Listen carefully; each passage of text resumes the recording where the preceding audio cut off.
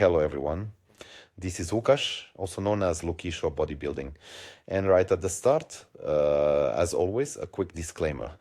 Everything I share in this content is exclusively my personal opinion. It is not some absolute revealed truth. This is all based entirely on my own experience, on my work with clients, and my personal experiences. This is based on what I've seen in practice. No one needs to agree with me. If someone holds a different opinion, I respect that. I have no problem with it. So, at this very moment, we're going to transition into our topic. And I truly believe that today's subject is going to be quite interesting. I'd like to have a chat about the traditional old school approach to bodybuilding and the reasons why I have personally made a quite drastic change in my own methodology.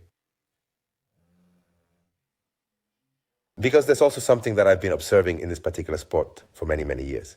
A certain kind of trend. Specifically, many athletes will learn just one particular way of operating and then they cling to it very tightly as if it was some kind of religion. And it doesn't matter if it's still working effectively or if it has already stopped working altogether or if their body begins to send clear signals that something is definitively amiss. They just keep going because someone once told them that's how it should be, because they learned that it used to work for them.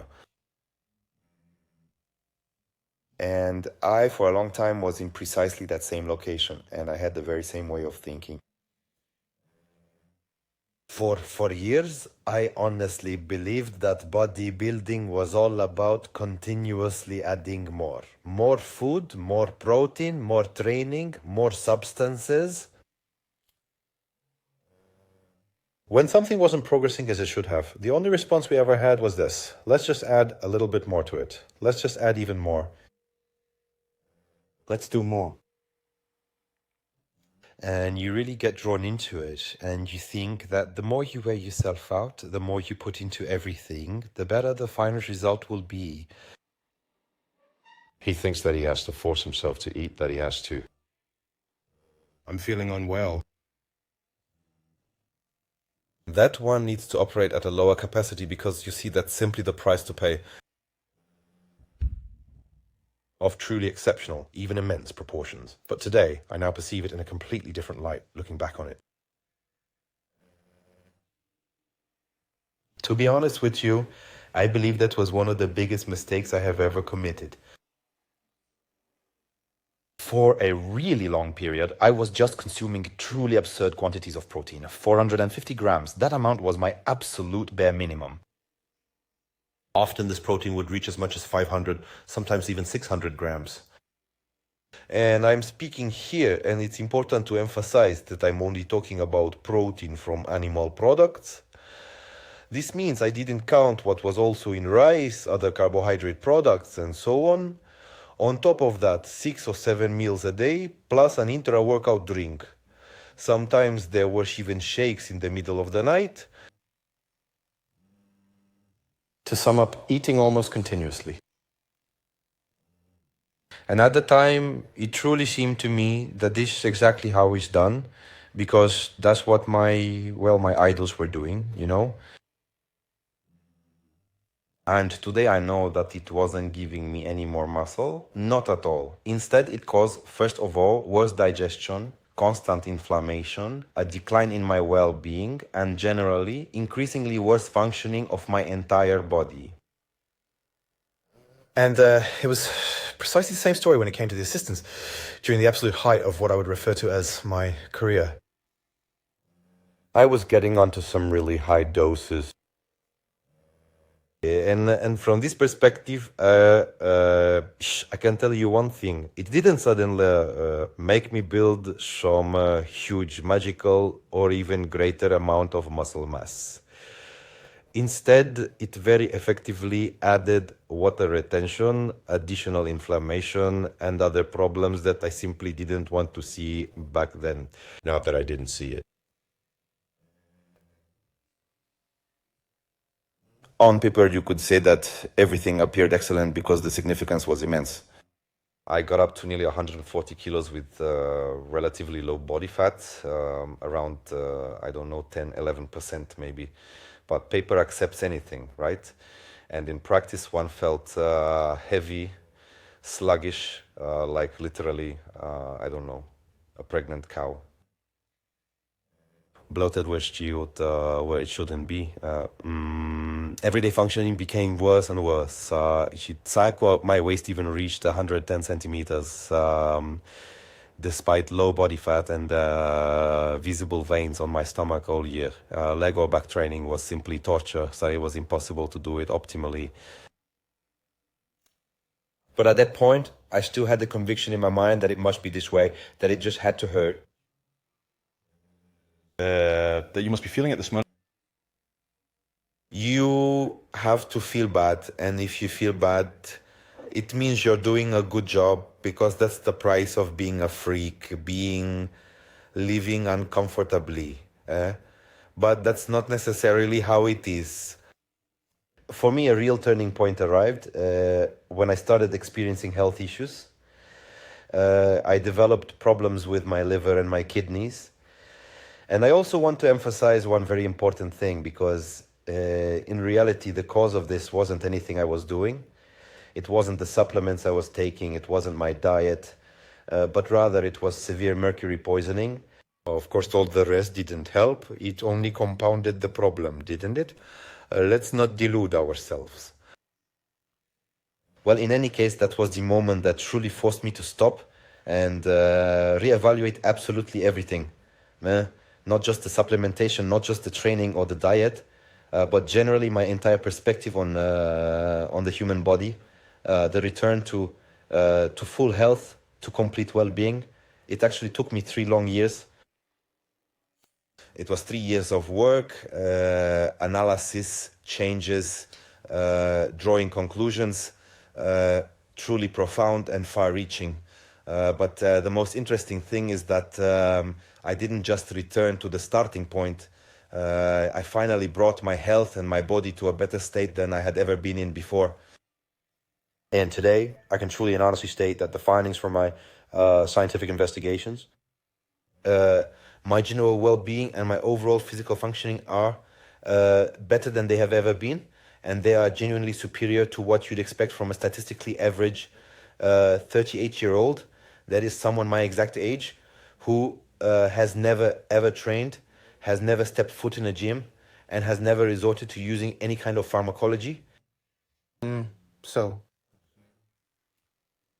Well, today I weigh about 120 kilos, which is about 15 kilos less than before.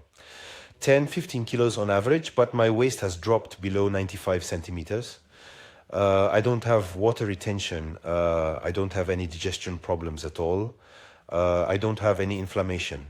I don't have that constant feeling that my body is barely functioning.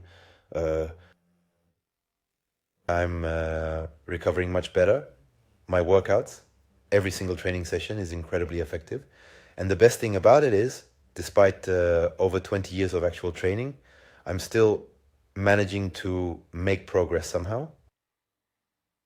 And now the absolute best part of it all is that today I'm literally taking doses that are 3 or 4 times smaller than what I was at my peak.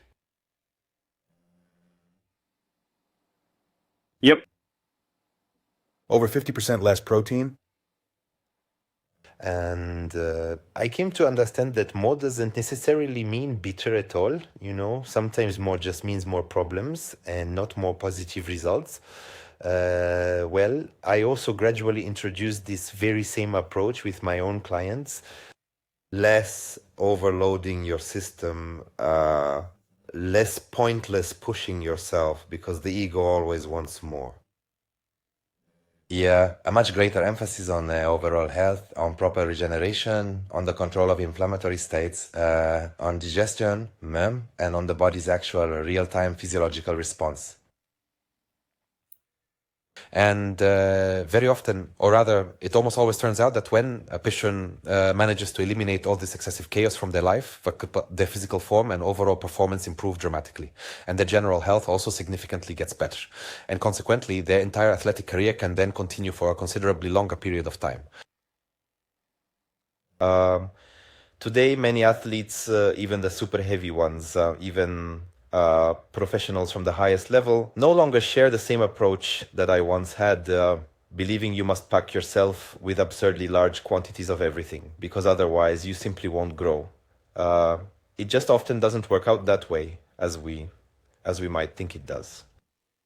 If I were to tell myself something from 15 years ago, like when I was 15 years younger, I would tell myself very simply, focus more on the quality of your training than on your ego. Make sure of your technique and make sure of your pace. Don't force yourself to eat if our body tells you it's had enough. Don't increase the dosage just because you think a larger number must give a better effect, because that's what logic suggests. First, you need to really improve your training, your diet, your sleep, your recovery, and your supplementation. Make sure that any inflammation, that your overall health markers are exactly where they need to be. And, always remember that the minimum effective dose will always prevail over the maximum one.